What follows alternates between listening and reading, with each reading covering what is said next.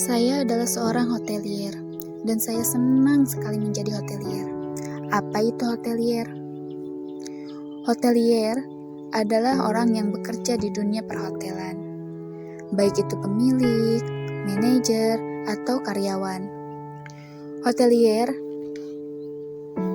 adalah gaya hidup, dan jujur saja, untuk menjadi seorang hotelier, kita pasti harus bekerja dari bawah. Baik itu menjadi seorang room boy, waiter, ataupun jabatan lainnya. Seperti bellman misalnya. Bahkan, uniknya di dunia ini, kita tidak membeda-bedakan lulusan. Mau lulusan SD, SMP, SMA, bahkan S1 sekalipun.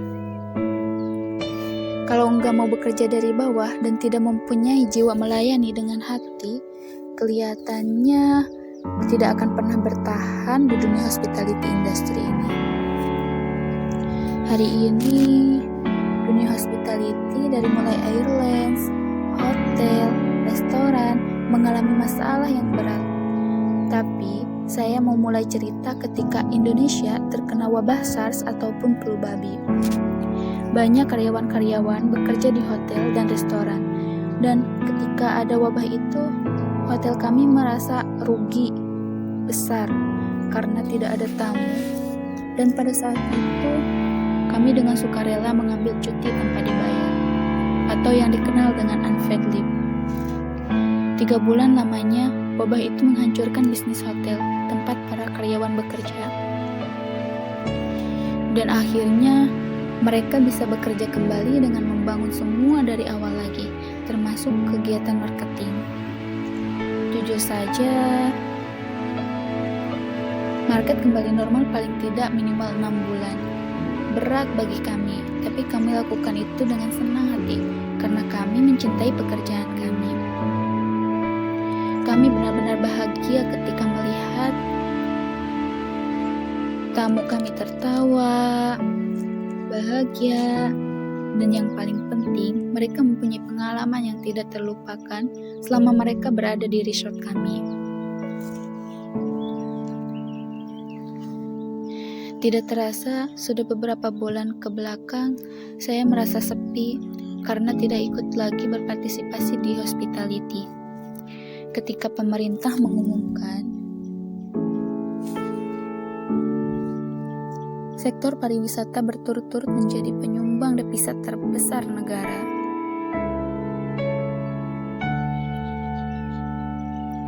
Dan ternyata 280 triliun tahun lalu mendapatkan devisa, jumlah yang sangat fantastis, walaupun saya percaya harusnya ada di angka 400 triliun. Anyway, ternyata menjadi bagian penyumbang 280 triliun di dunia pariwisata tidak otomatis menjadikan kami spesial di mata pemerintah. Saya cuma bisa bilang deja vu. Ya, kami hotelier seperti deja vu. Ketika ada wabah flu burung ataupun SARS, sekarang ada virus corona dan berbeda dengan SARS. Corona menyerang domestic market.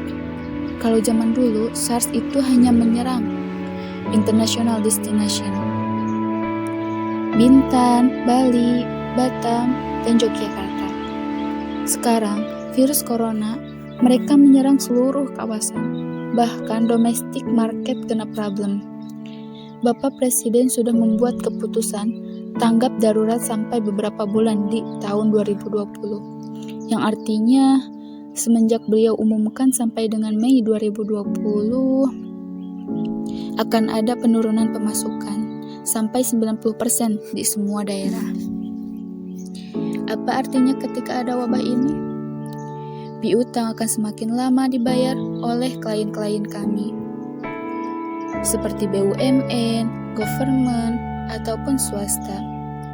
Alasannya, maaf Pak, pemerintah pusat belum drop uang. Airlines akan ada penurunan trafik sebanyak 90%.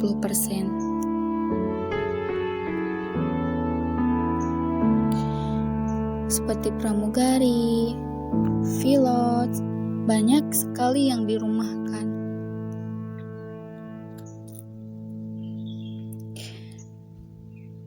Saya sudah tidak bisa membayangkan bagaimana nasib mereka 2 sampai beberapa bulan ke depan. Seluruh hotel di Indonesia menangis karena pembayaran listrik, PDAM, pajak, dan kewajiban kepada bank harus didahulukan, alias tidak ada toleransi. Kesemua itu harus didahulukan di atas kepentingan karyawan. Sekarang, saya baru mengerti kenapa para karyawan diminta unpaid leave beberapa waktu yang lalu. Rupanya ini masalahnya. Hari ini saya berharap kepada Bapak Menteri Pariwisata, Pak Wisnu Tama, yang kemarin baru saja mengundang dan meeting dengan perwakilan-perwakilan kreatif. Hari ini saya berharap dunia pariwisata akan segera stabil kembali, bangkit kembali seperti hotel, restoran, dan airlines.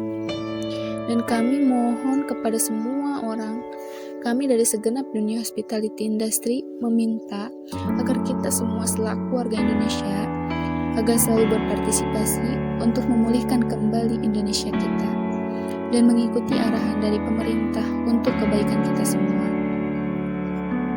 Dan mengapa dunia pariwisata itu adalah penyumbang devisa? Salah satu devisa terbesar bagi negara. 280 triliun. Saya mau mencontohkan negara Singapura. Subsidi gaji karyawan 25%, 50% subsidi untuk restoran dan hotel, dan 75% untuk karyawan penerbangan. Kami mohon bantu dan dukung kami apa yang sebaiknya kami lakukan bersama untuk menghadapi wabah virus corona ini. Karena kami adalah salah satu bagian terpenting dari sumbangan devisa terbesar bagi negara. Kami berharap untuk masalah cash flow ini pemerintah harus membantu mereschedule pembayaran biaya tetap ke negara sehingga uangnya di cash flow bisa kami bayarkan kepada karyawan terlebih dahulu. Menurut saya ada 3 stakeholder penting agar mereka, pelaku pariwisata bisa bersama-sama bertahan dalam bencana ini. Nomor 1 pemerintah, kedua pengusaha, dan ketiga adalah karyawan. Semoga dari kisah ini kami segera bangkit dan janganlah menjadikan kami pelaku pariwisata ataupun karyawan hotel, restoran, ataupun airlines menjadi korban ataupun harus dikorbankan. Setelah biaya-biaya yang harus dibayarkan negara yang saya sebut tadi. Saya berharap semuanya kembali normal seperti sedia kala lagi. Semoga dan semoga